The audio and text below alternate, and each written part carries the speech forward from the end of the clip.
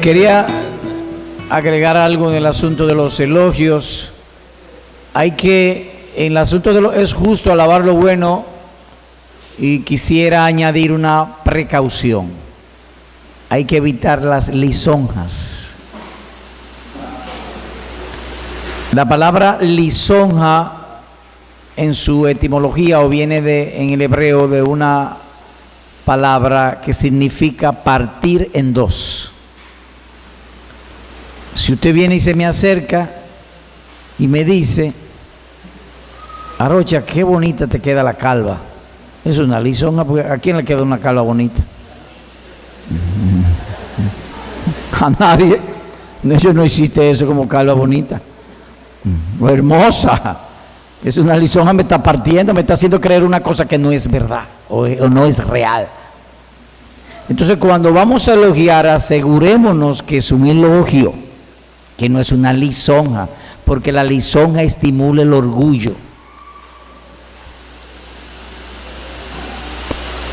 Así que no debemos cuidar de no decir al otro lo que él simplemente quiere oír, sino que es justo que él tiene algo bueno que debe ser elogiado, que es diferente.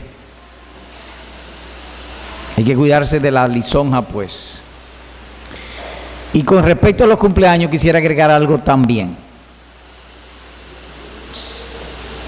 Y es que en algunos casos, y eso ha hecho mucho daño a la iglesia, y yo mismo pasé por eso al principio, de sustituir la palabra de Dios con mi lógica humana. Es lógico, es racional, si Dios creó todo para su gloria, que yo no celebre el cumpleaños de nadie. Pero la Biblia no habla así. Una cosa es lo que me resulte lógico y otra cosa es como la Biblia habla. Pablo dice, inspirado por el Espíritu Santo: yo debiera ser elogiado por todos ustedes. En otras palabras, que el elogio a mi hermano, Pablo está diciendo, no afecta en nada mi compromiso y mi amor por dar gloria a Dios. Eso es lo que está diciendo. Pero si tú le aplicas lógica humana, una cosa cancela la otra. Y vuelvo al punto. Y eso lo aprendí de C.S. Lewis, leyendo una vez. Es lógico eso, pero la Biblia no habla así. Por eso entonces nosotros, cuando alguien que me diga, no, que tú no puedes hacer esto y lo otro, ¿a dónde dice la Biblia eso? No, yo no sé, pero me parece lógico. Bueno, yo no me llevo por la lógica, yo me llevo por las Escrituras. Si es por la lógica, yo debiera pensar, Dios me creó, Él me dejó caer en pecado, a Él que me salve, haga yo lo que haga. Es lógico eso, pero la Biblia no habla así. Es decir que eso del cumpleaños y muchísimas otras cosas, a veces simple lógica humana que quieren sustituir las Escrituras. Como dice Pablo, tienen celo de Dios porque lo hacen por amor a Dios, no cabe duda de eso, pero no conforme a ciencia, no conforme al conocimiento bíblico. Dime, Walter. Ok. Entonces, si puede aclarar eso, porque en los círculos de las iglesias generalmente se piensa que el pastor es el que casa a la persona. No hay ningún sitio en el Nuevo Pacto de Cristo dando instrucciones de cómo celebrar una boda. Eso no existe. La única boda, la boda de Caná, fue una fiesta privada, no fue una fiesta eclesiástica. Ahora el edificio lo usamos para la boda, hacemos la ceremonia ya y todo. En nuestra iglesia, nosotros somos 4 pastores, y cuando una persona se va a casar, le decimos, no lo participan, no tiene ni que participárnoslo, Eso no es un asunto nuestro. Las bodas son fiestas privadas. Si Walter va a invitar a, ¿qué te digo?, a Eduardo y va a ir a comer a su casa, no tiene que decírmelo a mí, aunque yo sea el pastor de los 3. Eso es un asunto mío. Pero por cortesía, y a veces la debilidad de los pastores que se sienten que uno no lo quiere si no lo invita, o si no se lo participa, uno lo hace. No hay mandato de eso. De modo que la boda hay que ir a hacerle que la haga. Y cuando va a una boda, pastor, mire, yo y Juanita nos vamos a casar el día 23. Y yo le digo esto: la fiesta es de ustedes, no es de nadie más. En la boda se va a hacer lo que ustedes digan, no tiene que pedirme permiso. Dentro de lo decente, tú sabes, pero yo no puedo darle advertencia, pero no haga cosas inmorales, pues yo no puedo pensar mal. Yo siempre debo pensar lo mejor del otro, que él va a hacer una boda mejor de la que yo pudiera imaginar. Y entonces, pues es la bondad. El amor no piensa lo malo del otro. Entonces, la boda, si hazla, escoge a quien tú quieras para ministrar. Y si tú quieres un pastor de otra iglesia que te ministre, también. Nosotros, eso no es problema nosotros. Es más, en nuestra iglesia se han dado bodas que ninguno de nosotros ha ministrado, ni siquiera la consejería prematrimonial. Entonces, ella lo quiere, no, porque yo vengo de otra iglesia y yo le tengo mucho cariño a mi pastor que vive en la capital y yo quisiera que él me dé la consejería prematrimonial y oficien la boda. Encantado, mija. Lo único que cobramos 1,000 pesos por hora por el uso del aire acondicionado, es lo único. Porque no nos regalan la electricidad. Pero eso es, las bodas son fiestas particulares. Mire que vamos a brindar alcohol en la boda, en mi fiesta. O sea, ya tú, eso es asunto mío. ¿Hay algún versículo que prohíba el alcohol de beberlo? No, entonces yo tampoco. ¿Qué? Ah, pues yo no sabía eso, ya lo sabe. ¿Está respondido eso o no? Walter, dime otra vez, quizá no te entendí. No, o sea, usted dijo exactamente eso, digo que en la Biblia nunca se encuentra en la iglesia ofreciendo una boda. No, no está eso. Oh. No, todas las bodas que se hacen en nuestra iglesia nosotros oficiamos. Siempre hay un pastor que oficia, pero no por un deber. Es que yo quiero hacer algo, que lo que se hable sea conforme a las escrituras. Y lo mejor que hay para eso son los pastores que pasan los días estudiando la escritura. Pero no es que están obligados. Es decir, una cosa es la libertad cristiana.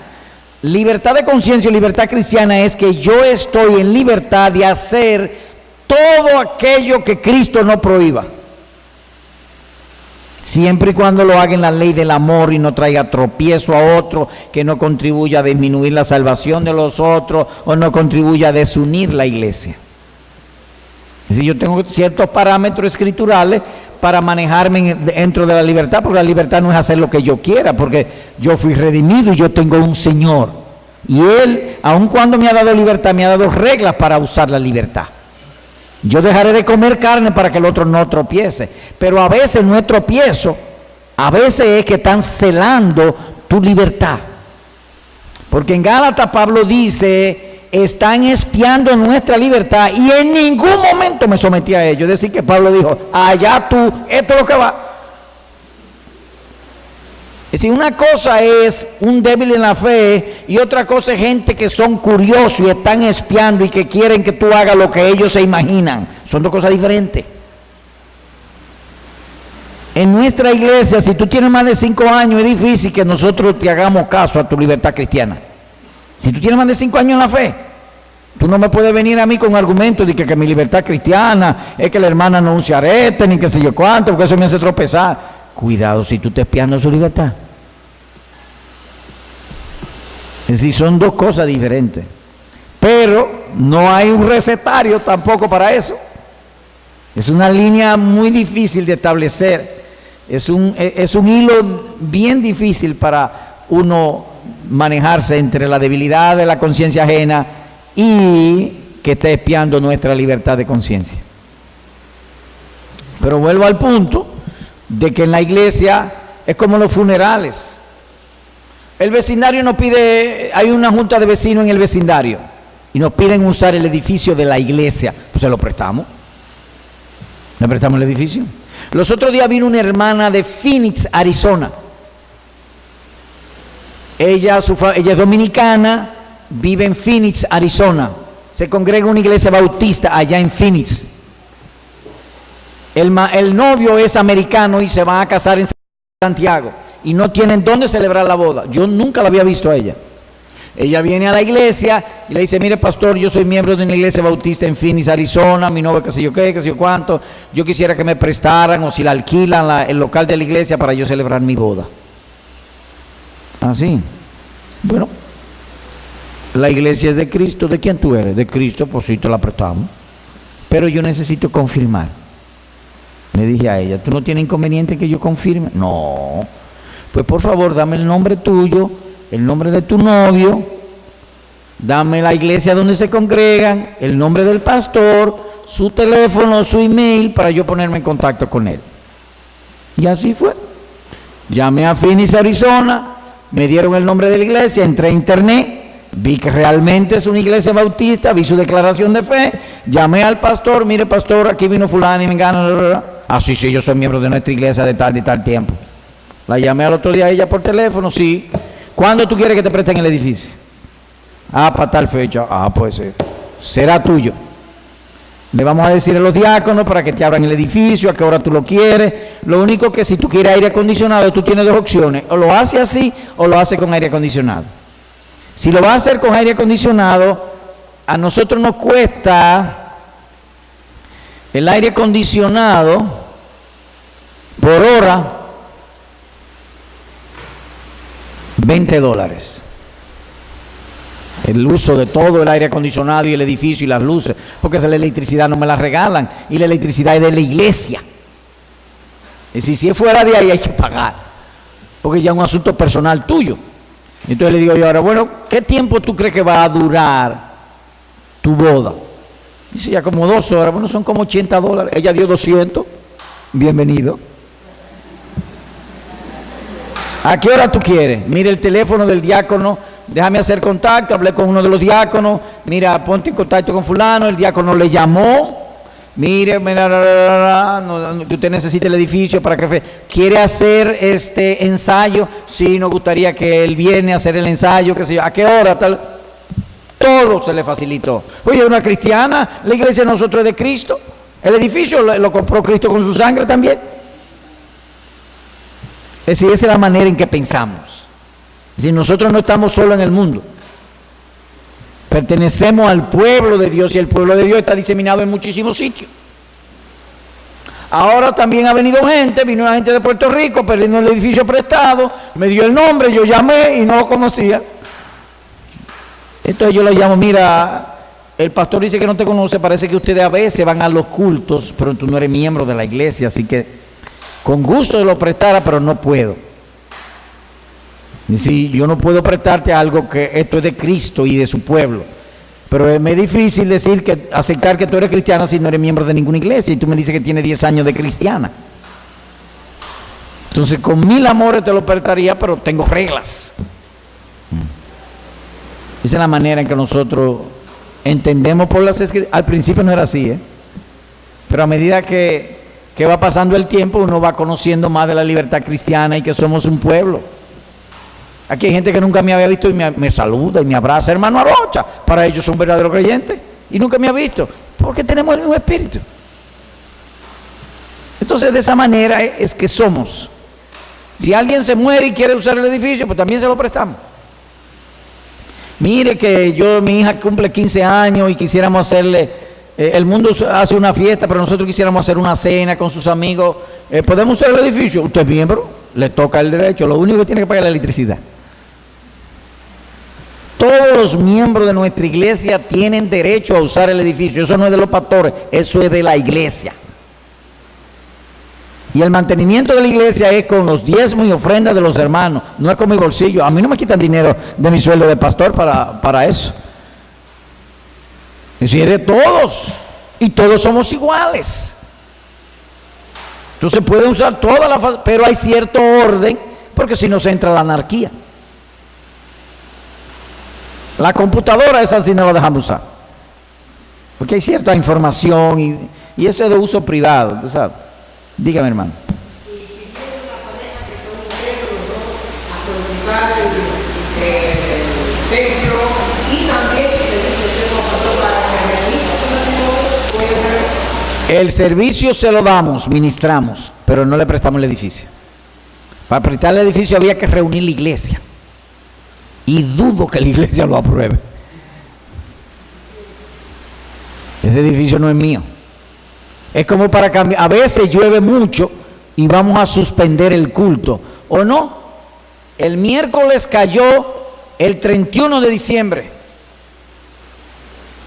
Entonces no es sabio hacer es la cena de Año Nuevo donde familia viene de Estados Unidos, de España y se reúnen. No es propio tener un servicio de oración ese día, porque no va a venir nadie. Para cambiarlo a jueves o a martes hay que pedirle permiso a la iglesia. Hay cosas que los pastores deciden, pero hay otras cosas que no. Entonces reunimos la iglesia, miren, a esta eventualidad, el 24 de diciembre cae miércoles, los pastores están proponiendo que se mude para el martes 30. Preguntas, comentarios, la gente habla y después termina ese tiempo. Votación, levante la mano los votos a favor, a unanimidad. Votos en contra, 8, a unanimidad. Ganaron lo que dicen el martes. Esa es la manera en que nosotros vivimos. Pero hacemos diferencia entre lo que es la iglesia de lo que es el edificio. En breve, me han hecho la pregunta y he querido extenderme. ¿Hay alguna otra pregunta sobre eso? Nosotros tenemos lo que se llama, y aunque ese no es el tema, pero voy a aprovechar, lo que se llama una constitución. Una constitución es el documento que nos rige como grupo. Debemos congregarnos a orar. ¿Cuándo? ¿Lunes? ¿Martes? ¿Miércoles? ¿Jueves? Los pastores no pueden decidir eso. Eso lo decide la congregación. Entonces, en nuestra constitución está eso escrito. La congregación decidió miércoles a las 7:30 servicio de oración pública. ¿A qué hora empezamos el culto? ¿A las 11 de la mañana? ¿A las 6 de la mañana? ¿A las 8 de la mañana? No sé, que la iglesia diga. Entonces reunimos la iglesia cuando empezamos. Una constitución tenemos. A las 9:30 de la mañana los domingos empieza la clase de escuela dominical. Hasta las 10:15. De 10:15 a 10:45, a 10:35 alabanza, de 10:35 a 11:05 alabanza, luego la predicación y concluimos por la mañana. En la tarde a las 6:30 de la tarde. ¿Quién dijo a las 6:30 de la tarde? ¿Quién dijo a las 6? La iglesia. Pero tenemos una constitución que nos rige. ¿Cómo vamos a aceptar miembros? Para ser miembros vamos a hacerlo ¿Cómo vamos nosotros cuando un miembro va a transferirse? De esta manera. Es decir, tenemos una constitución, está en nuestra página, pueden leerla. Es la segunda que hacemos porque la constitución hay que cambiarla de tiempo en tiempo, no es como la escritura. Es cómo nos vamos a regir como grupo. Porque la Biblia no dice a qué hora del domingo debe ser. Ni dice que los miércoles hagamos oración, tampoco lo dice. Entonces, todo ese tipo de cosas. Hay iglesias que consideran el local como consagrado para Dios únicamente y no. Vuelve la pregunta, ¿dónde la Biblia dice eso? Porque la consagración la hace Dios, no yo. La iglesia es invisible.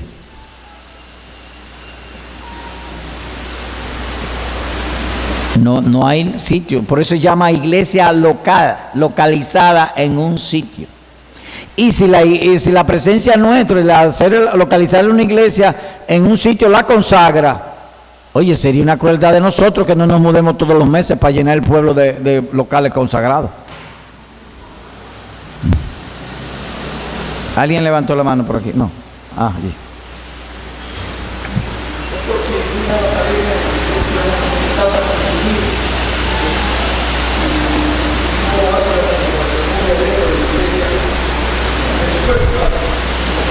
Eso es suficiente desde el punto de vista. Lo más importante es tratarse de Dios.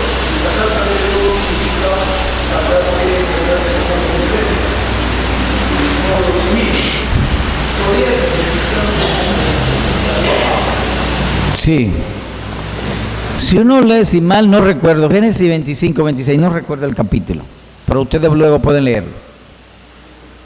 Cuando Isaac se casó con Rebeca, y usted va a ver allí los 4 elementos esenciales de manera conceptual que nosotros entendemos hacen un matrimonio cristiano. Primero, la anuencia de los padres Abraham y Sara, y los de Rebeca que no recuerdo el nombre. Segundo, la anuencia de los contrayentes. Le preguntaron a Rebeca, ¿tú quieres casarte con Isaac? Seguro que sí, lléveme para allá. Cuando Isaac vio que la traían, no dejó ni que llegara a la casa, la metió a su tienda inmediatamente. La anuencia de los contrayentes. Tercero, un acto público, hicieron una fiesta para honrar la sociedad. Cuarto, una relación sexual íntima con fines de agrandar la familia. Esos son los 4 elementos que nosotros entendemos que componen un matrimonio. El acto religioso no aparece en ningún sitio. Pero yo quiero que el pastor hable y me recuerde los deberes como esposo, como esposa, y que le hable a mi familiar y que Dios sea glorificado. Amén, pues lo hacemos. Pero lo importante es que se honre la ley de los hombres. Es más, nosotros no casamos a nadie que no se haya casado previamente por lo civil. Nosotros hacemos una ceremonia para gozarnos y alabar a Dios y alegrarnos que están casados. Pero nosotros no casamos. Ahora ha introducido una ley allá en República Dominicana donde los pastores evangélicos le van a dar facultad, ya la ley está aprobada y aún constitucionalmente que tenga facultad de, ¿cómo se dice? Oficializar matrimonios. Pero hay un problema en el reglamento de la ley. Cuando se hace una ley en el Congreso hay 2 partes, la ley y el reglamento. El reglamento es cómo se va a aplicar. Como cuando nosotros predicamos, exponemos un tema y luego traemos la aplicación. El reglamento es así en los congresos. Está la ley y está la parte del reglamento. En el reglamento, en la aplicación, tiene problemas. Y la problemática es que, por ejemplo, la Iglesia Católica casa oficialmente, pero la Iglesia Católica tiene registro, es una institución, pero las iglesias evangélicas son individuales. Y entonces no son tan fiables sus archivos. Un individuo es pastor hoy día, pero mañana no se sabe. Y entonces a veces las iglesias no están tan institucionalizadas. No es que no se va a hacer, es que hemos encontrado dificultad en la aplicación con iglesias que son ellas solas en un sitio, aún estén legalmente constituidas. Tiene que hacer una bóveda. Tiene que tener una caja fuerte a contrafuego para guardar los libros. Es decir, hay una serie de cosas. En Estados Unidos lo hicieron más sencillo.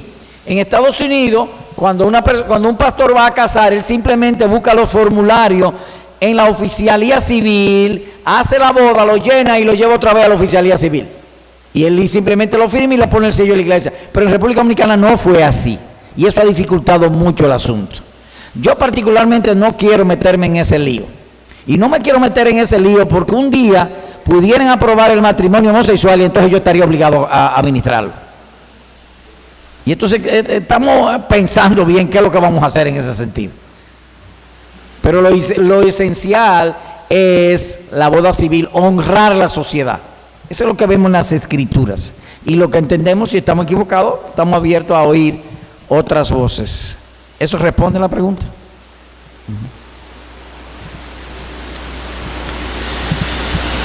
Bien, vamos a seguir entonces con nuestras clases.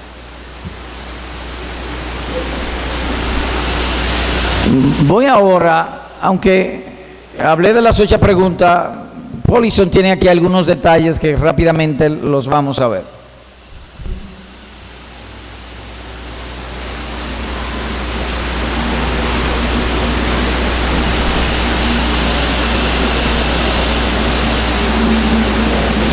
¿Cuáles son las circunstancias? Voy a leer y va a estar ahí en pantalla, simplemente para refrescar.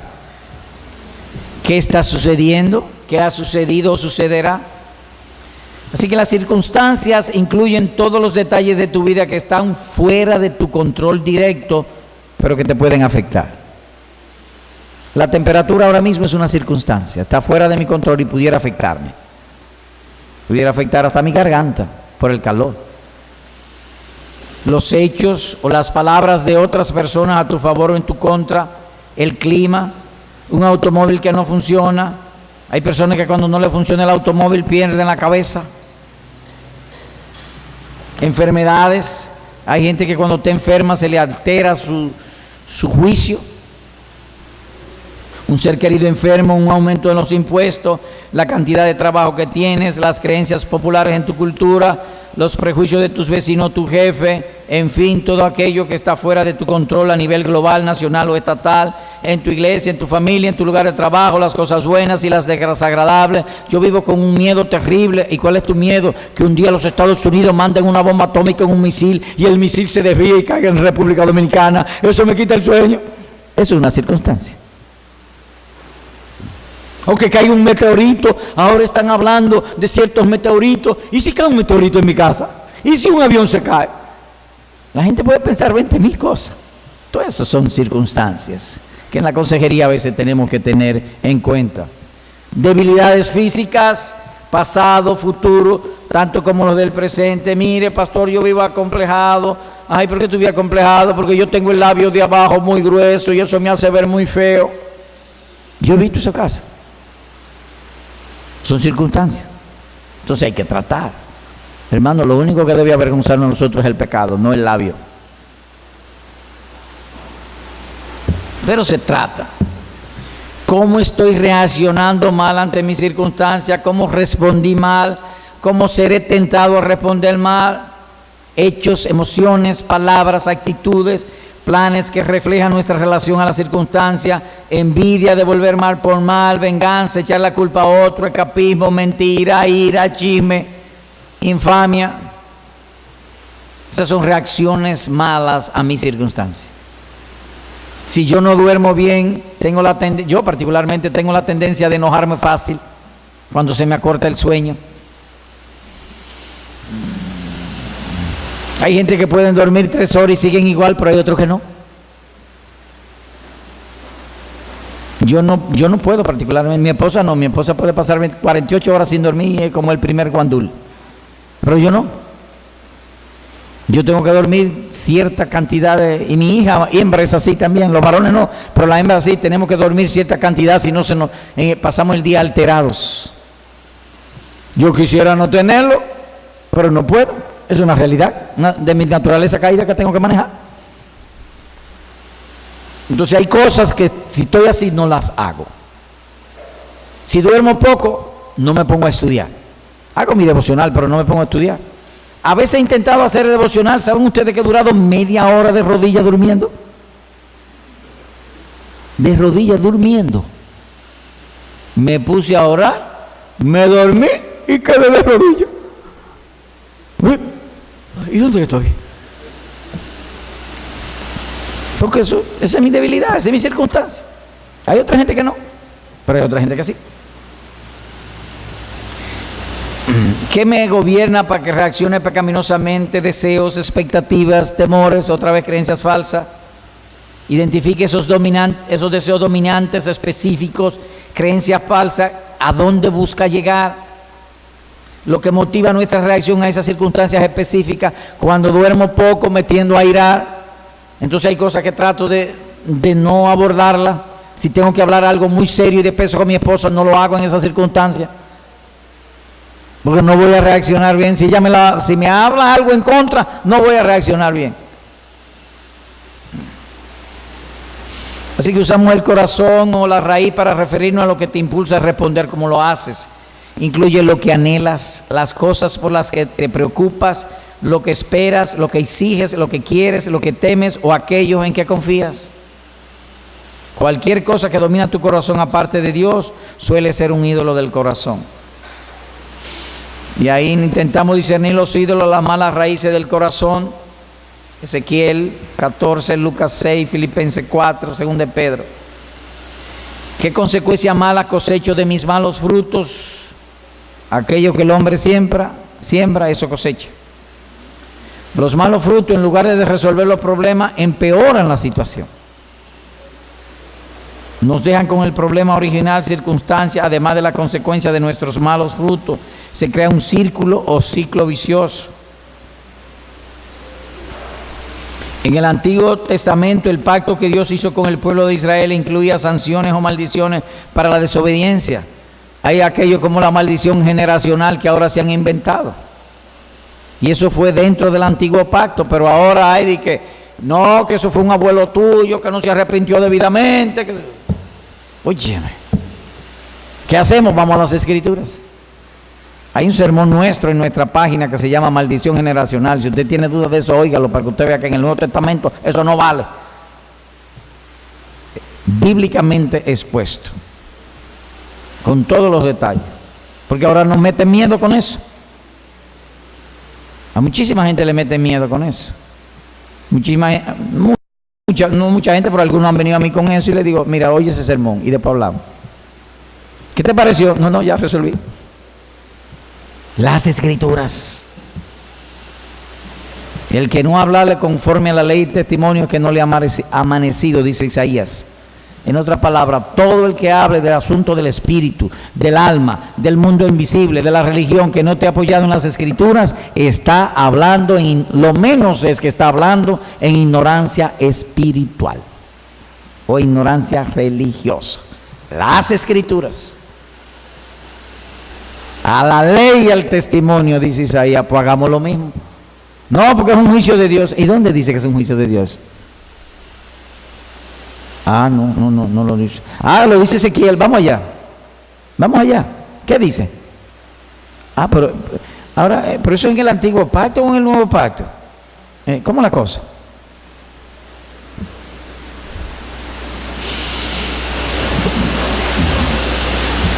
Ahora hay mujeres salmistas. ¿Tú has visto eso en el nuevo pacto? Ni en el antiguo creo que había. O danzarinas en el templo, porque para ellos el templo son las 4 paredes. ¿Y dónde está eso en la Escritura? No está en la Escritura, pero yo quiero agradar a Dios así. Bueno, eso mismo dice el Papa.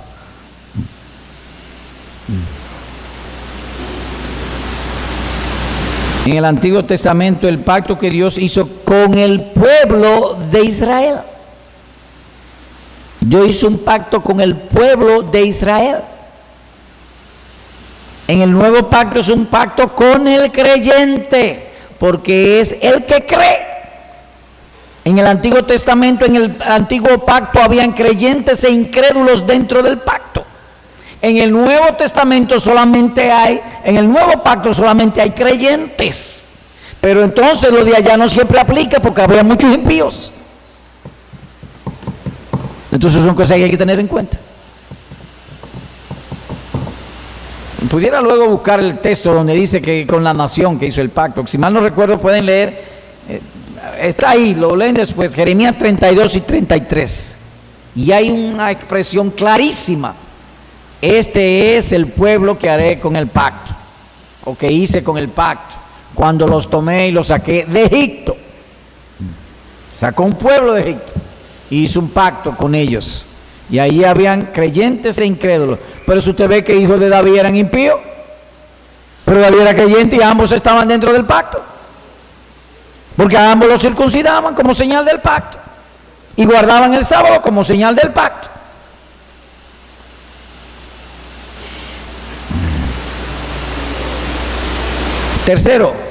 Quinto, ¿quién es Dios? ¿Qué dice Dios que es relevante a esta circunstancia? Así que hay que identificar las verdades bíblicas específicas acerca de Dios que necesitas saber en tus circunstancias específicas de la pregunta 1, que respecto al mal fruto que señalaste en la pregunta 2 y las raíces que indicaste en la pregunta 3. El amor del Padre, la obra redentora del Hijo, el poder para cambiarte por medio del Espíritu Santo y la instrumentalidad de las Santas Escrituras, sus obras, sus propósitos, su carácter, su ley y sus promesas.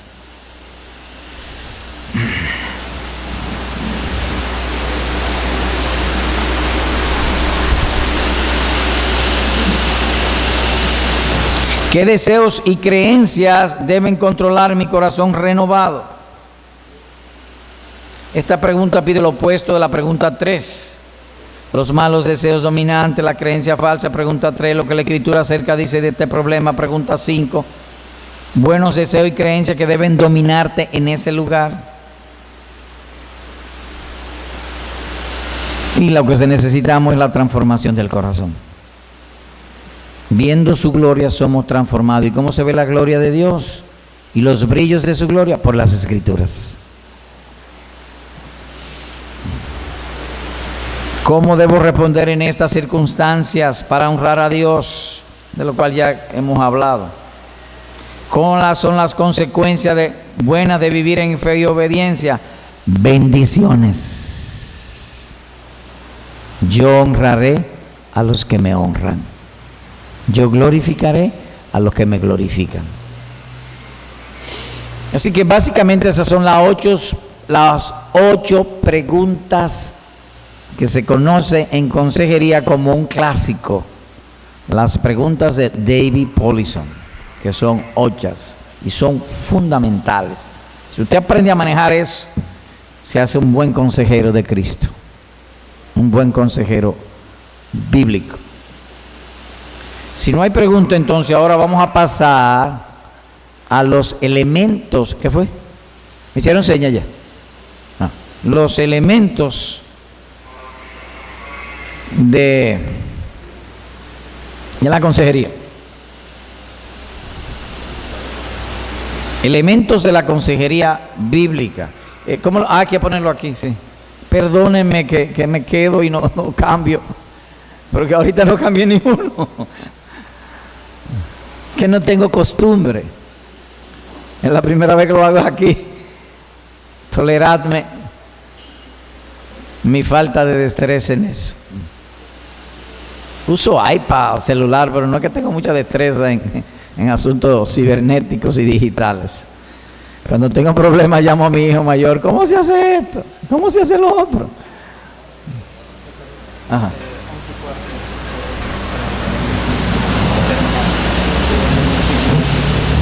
¿A que ya terminamos? Ah, sí, me quedan 10 minutos. Pero voy a ir adelantando. Ese material también está en la página. Les recomiendo leerlo. Lo pueden bajar de la página.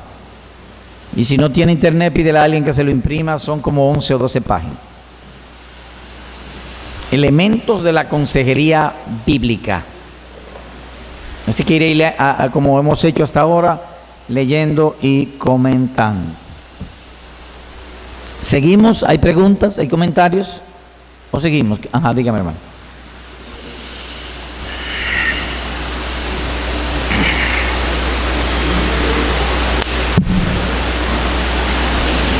Pastor, hermano, mencionó de los deseos pecaminosos o los deseos que impulsan.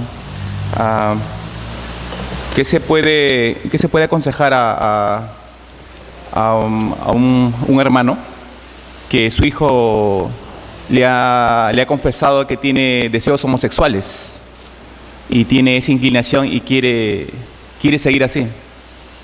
¿Qué se le puede aconsejar a él? Y bueno, tengo más preguntas, pero de repente después será. ¿El hijo es miembro de la iglesia? ¿El hijo es miembro de la iglesia? Sí, también es miembro de la iglesia. O sea, el padre es pastor y el hijo es ya va a cumplir la mayoría de edad.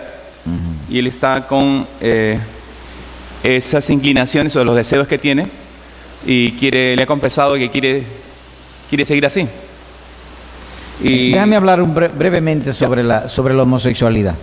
Sí, pero bueno, en el caso para el pastor, ¿cómo debe tratar ese asunto él? O sea, eso. Y lo otro es la dependencia entre el aconsejado y el que aconseja. O sea, a veces se llega, eso también me hizo mención usted, cómo se debe tratar ese asunto, porque a veces se vuelve como una dependencia excesiva entre el que quiere consejo y el que aconseja. Bien. Y como un pastor y también otra pregunta es, ¿cómo un pastor debería tratar un asunto, si una hermana, un asunto de nivel sexual? ¿Cómo el pastor debería tratar ese asunto? O sea, ¿cómo debería tratar las circunstancias? Y como un padre, o como si unos padres han descubierto que su hijo se masturba, lo descubrieron por accidente, ¿qué deberían hacer? Esto es Grandes Ligas. Esto es el Real Madrid y el Barcelona.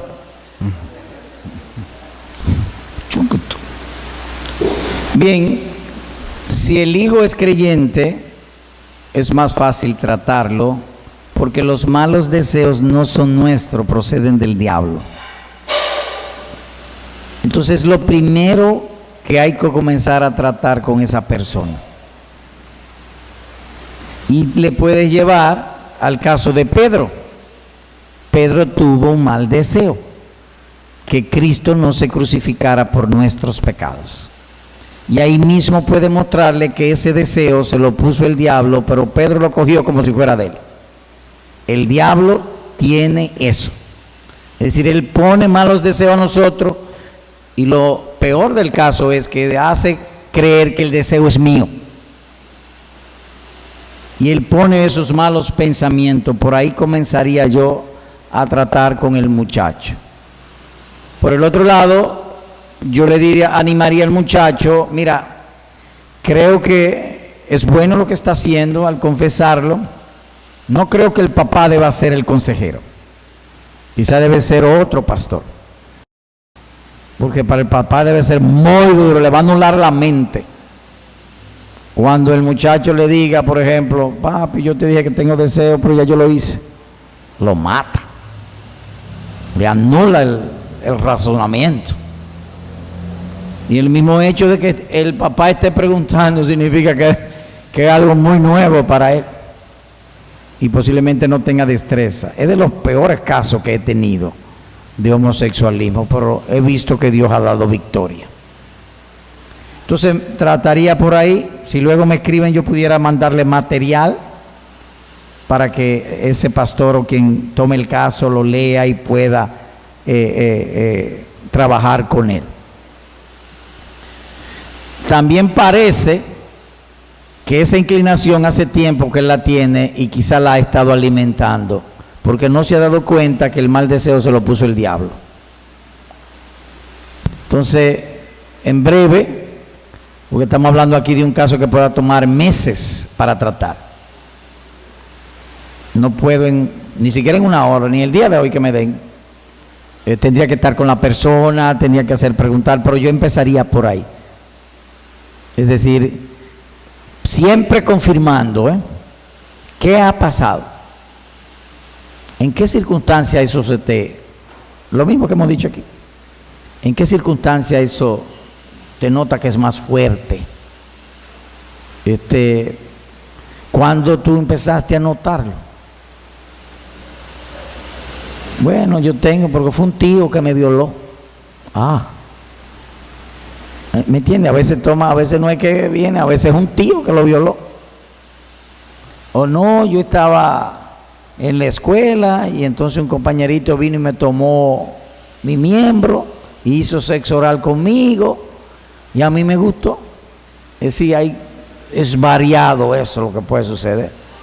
Entonces lo primero es confirmar, investigar las circunstancias, qué ha pasado y la misma pregunta que están aquí, pero aplicado a ese caso.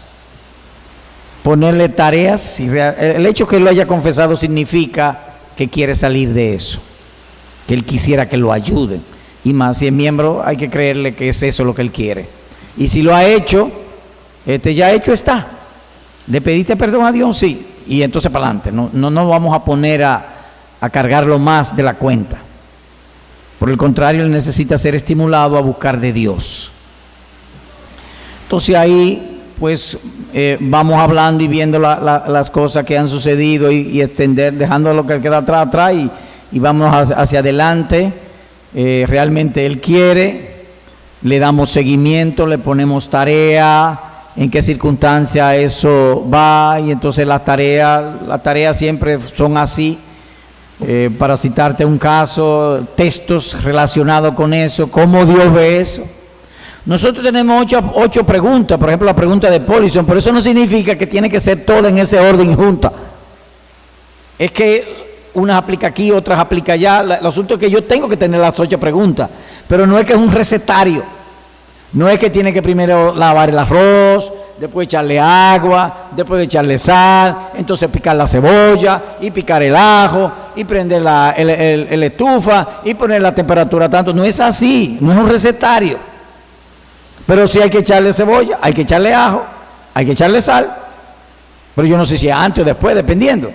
Me lleva. Tuve un caso, he tenido varios casos sobre eso, le ponemos tarea.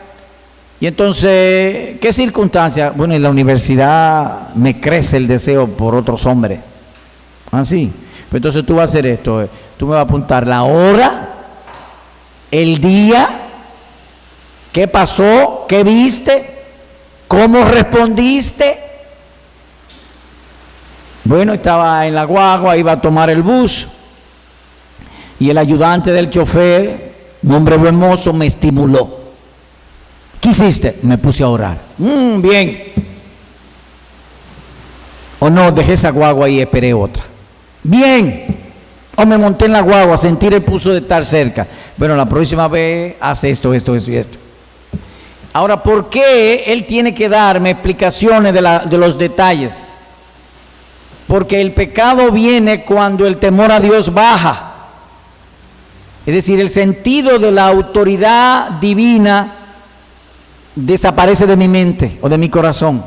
Entonces el hecho de que tenga que darme cuenta, eso significa que cuando él ve eso, él hay alguien que él tiene que decírselo. Y él pudiera en alguna mente mentir y decirme que lo resolvió si lo resolvió, pero vamos a durar meses en eso. Llega un momento en que él la mentira la va a dejar, si es la gracia de Dios, y orar todo el tiempo. Y entonces pasamos revista día por día y tiene que apuntármelo en un cuaderno. Ajá, ¿qué pasó tal día? ¿Y tal día qué pasó? ¿Y tal día qué pasó? Es decir, comenzamos a ponerle temor humano hasta que el consejero salga y él quede bajo el temor de Dios. Como es con los hijos, criamos los hijos bajo el temor de los padres, pero llega un momento en que lo dejamos. Y siguen siendo cristianos aunque uno no esté. Así que eso en breve.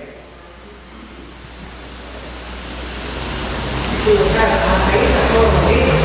Pero si el muchacho es reacio, no quiere hacer el cambio. Nada.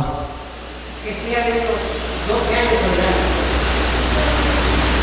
Bueno, tú pudieras, no, porque yo quiero hacer eso. Bueno, mientras esté en esta casa no puede hacerlo. El día que lo haga, te vas de esta casa. En Israel, cuando un hijo era contumaz y rebelde y borrachón, lo llevaban a los ancianos y lo apedreaban, y el primero que tenía que tirar la piedra en los padres. El primero que tiene que sacarlo de la casa es el papá. La responsabilidad es de él, no nuestra. Entonces él tiene que poner regla en su casa. Pero si él quiere también dejarlo ahí, yo no me puedo meter. Allá tú sí lo dejas ahí. Si él quiere dejarlo en la casa, lo deja. Si quiere, lo saca. Si yo no tengo un mandamiento que dice bótalo, es una responsabilidad de él, porque los ancianos le daban la piedra al papá.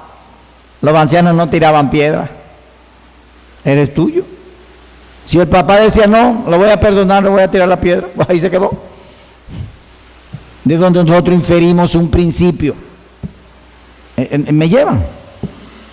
Es decir, ya no lo apedreamos, pero la iniciativa es del padre, es el principio envuelto. Y si él se quiere ir, se quiere ir. Yo he visto casos así. Un hermano de la iglesia con una hija lesbiana y le puso regla: mientras tú tengas aquí, no. Un día ella salió, supuestamente iba para otra ciudad, creo que el carro se dañó, se cosa, y cuando volvió a la casa estaba la muchacha con otra. Te me va de aquí. Y la sacó de la casa. Así de suave. ¿Doloroso? No, eso no es doloroso, eso es dolorosísimo. Y yo lo digo, y lo digo en mi corazón llorando, porque eso es bien triste. Y bien triste, gracias a Dios no me ha pasado. En mi familia no he tenido eso, gracias a Dios, pero he visto en otros hermanos casos así. Recuerdo un caso y fue miembro de la iglesia. Y se le propuso, ¿tú quieres sanarte? Sí, pues mira, vamos a una cosa, vamos a comprar un grillo de eso que usa la policía. Y un hermano de la iglesia le dijo, nos vamos a poner la esposa, tú una mano y yo otra, vamos a andar siempre juntos, así que yo no te voy a dejar hacer eso. Y él dijo, no, déjeme tranquilo. Y se fue y oramos por él. Quizá su historia no ha sido escrita. Y pudiera ser que suceda como el hijo pródigo y Dios lo traiga. Pero es una iniciativa del papá. Y como yo le decía a alguien, puede hacer lo que hacía Agustín Lara. Agustín Lara estaba casado con Lucía Félix, y entonces le dijeron, mira que Lucía Félix está saliendo con otro. Sí, pero ella es mi esposa y a veces se acuesta conmigo. Yo la quiero así. No estoy diciendo que se haga eso, estoy simplemente ilustrando que si el papá y la mamá quieren tenerlo en la casa así, allá ellos. Pero tenemos que darle prescripciones de qué dice la Escritura que debe hacerse. La otra pregunta. Dependencia. Hay cierta dependencia que es necesaria. Pablo le dice a los corintios, ojalá que ustedes reinasen sin nosotros.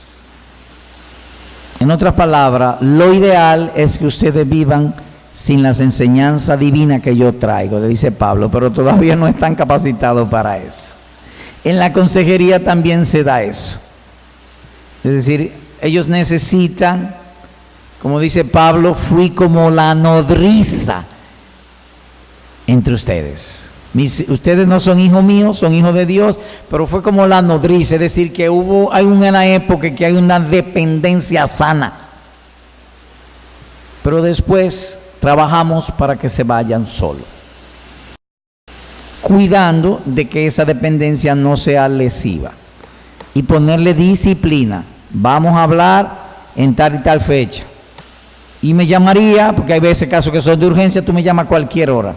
Pero a veces no son de urgencia, entonces tiene que decirle, mira, eso no es urgencia, no me llame para eso.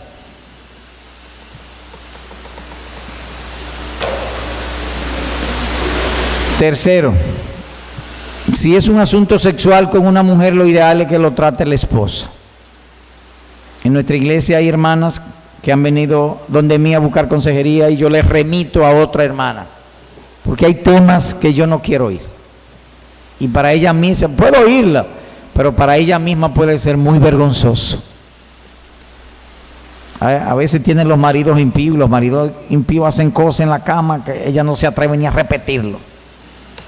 Entonces lo mejor es que trate con una hermana, la esposa del pastor, o una hermana que ella le entienda, que se sienta cómoda, que sea sabia y ese tipo de cosas, pues se trate con. Todos los creyentes debemos estar capaces de dar consejería a otro. Y a veces es mejor en el mismo sexo. Cuarto, la masturbación. Bueno, volvemos al punto de casi lo mismo que el sexualismo, es decir, un deseo, y entonces hay impaciencia y no quiere esperar en Dios. Entonces hay que tratar para ayudarlo. A veces los padres no son lo más adecuado para eso. Quizá hay que buscar un hermano de cierto testimonio que se reúna con esa persona una vez por mes. Yo he visto casos así y Dios bendice mucho. Porque si bien es cierto que no es bueno temer a los hombres, pero también en otra medida es bueno. Nosotros tememos a las autoridades, dice Romanos 13, porque tienen la espada. Y si hay ocasiones que nosotros, por causa de la conciencia, no hacemos ciertas cosas por temor a que no nos descubran o que no nos lleven presos, cosas así. Y hay ocasiones de esas en que ni siquiera estamos pensando en Dios, simplemente el temor a los hombres, pero nos aparta del pecado. Entonces pudiera ser que se necesite un hermano que hay que preguntarle primero al hijo. Mira, hijo, hay remedios divinos para esto. Yo creo que tú debes buscar ayuda espiritual. Tú quisieras escoger un hermano que tú te reúnas una vez por semana o el tiempo que él diga para que trate este asunto. Hay que determinar si se trata de un hecho o si se trata de una adicción. Porque si el muchacho se... Ajá, ¿y qué tú te masturbaste? Sí, ¿cuándo? Hace un mes. Entonces quizás es más fácil tratarlo que el mismo papá, tú sabes, pero si es todos los días o, tú sabes, dependiente. Entonces quizás sería necesario otro que aconseje o algo así. Es lo que puedo decir en breve, no sé si eso responde. Y mostrarle que la masturbación es un pecado porque es una codicia en el corazón. La fornicación es una codicia materializada. Pero si tú ves a una mujer ajena y la codicia en tu corazón, ya pecaste, dice nuestro Señor. Es decir, ya pecó en el corazón. Entonces la masturbación es un pecado en el corazón, aunque no se haya acostado con ninguna mujer o no haya tenido sexo con otra persona. Receso. Bien.